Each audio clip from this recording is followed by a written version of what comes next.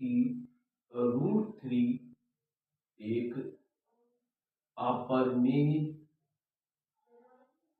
संख्या है सिद्ध कीजिए।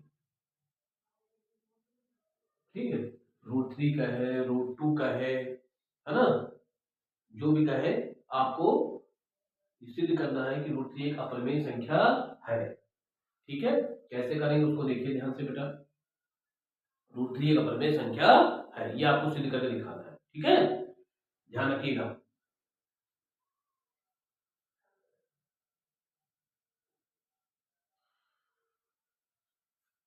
अब करना कैसे, देखिए √3 कहेगा, √2 कहेगा, √5 कहेगा, सिंगल है कुछ, ठीक है, रूट के अंदर कुछ भी कहे, अगर आपको √2 कहे, √5 कहे, √7 कहे, सब एक ही से करना है।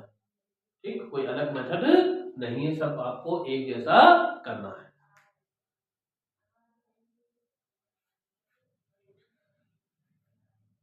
करना कैसे है उसको देखिए। सबसे पहले आप लिखोगे माना √3 बराबर ये क्या है, अपरिमेय संख्या मान लिया। ये क्या है, √3 अपरिमेय संख्या है, मैंने माना √3 एक अपरिमेय से, माना √3 बराबर a/b। ठीक है, a/b माना कि √3 अपरिमेय संख्या है, अपरिमेय है तो उसको हमने a/b मान लिया।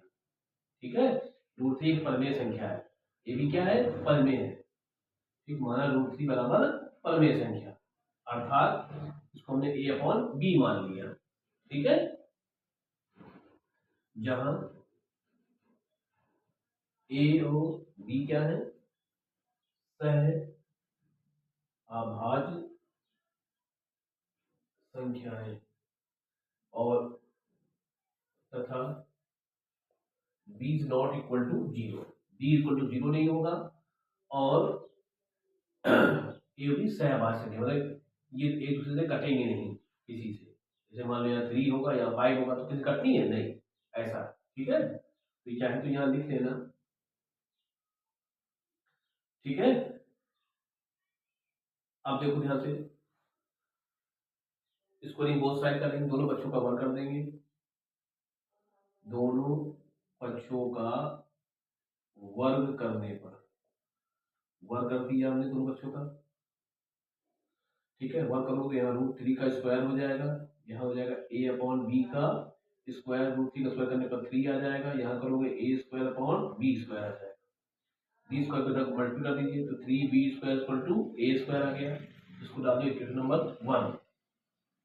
अब देखिए 3 या इंटू में इधर क्या हो जाएगा, डिवाइड, यानी 3 का डिवाइड a² में जा रहा है, लिखोगे 3 कॉमन गया, a² को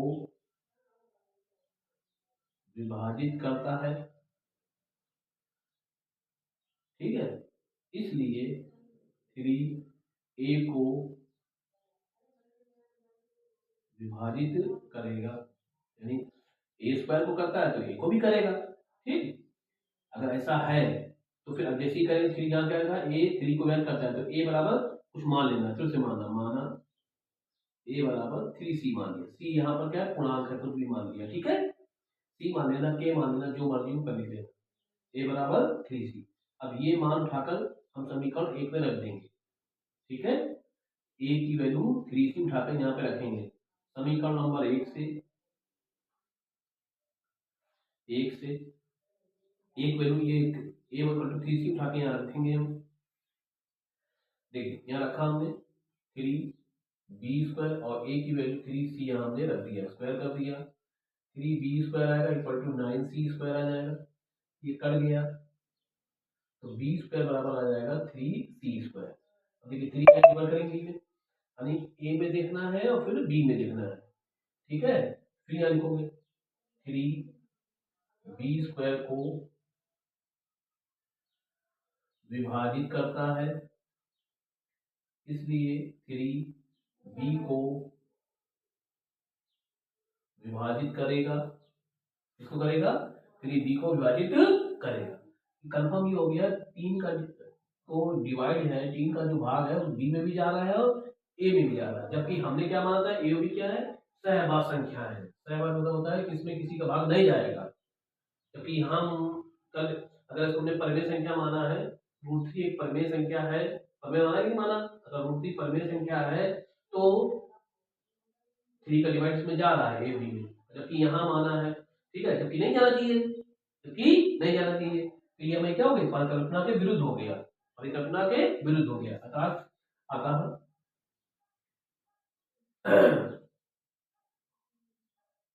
ए का तथा बी का, देख लो, ए तथा बी का उभयनिष्ठ गुणनखंड, गुणनखंड 3 है, इससे भी मत सही है भाई, जबकि होना नहीं चाहिए, इसलिए क्या हो गया, हमारी कल्पना के विरुद्ध हो गया, ठीक है, इसलिए ध्यान दियो, इसलिए ए तथा बी का उभयनिष्ठ गुणनखंड क्या है, 3 है, परंतु यह विरोधाभास है, या तो यह हमारी, परंतु यह हमारी कल्पना के विरुद्ध है, परंतु यह हमारी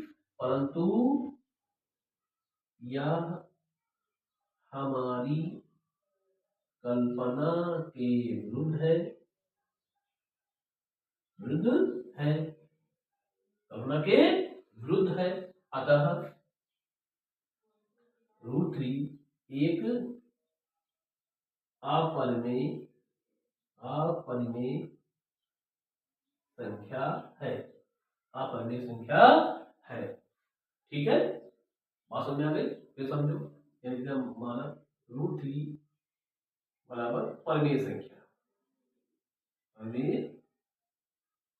हमने माना था, √3 क्या थी, परिमेय संख्या थी, तो इसको परिमेय संख्या को a/b लिख सकते हैं, जहां a और b क्या सहभाज्य गुणनखंड संख्याएं हैं तथा b ≠ 0 है, दोनों का पक्षों का मान कर दो, both side squaring both side, ये आया आपका, या डिवाइड में था मल्टीपल कर दिया, इतना आ गया, अब 3 का डिवाइड में जा रहा है, एक बार इसमें देखेंगे, एक बार इसमें देखेंगे, ठीक है, तो 3 a स्क्वायर को विभाजित करता है, तो a को भी करेगा, फिर मान लिया a बराबर 3c माना, a बराबर 3c समीकरण एक रख दिया,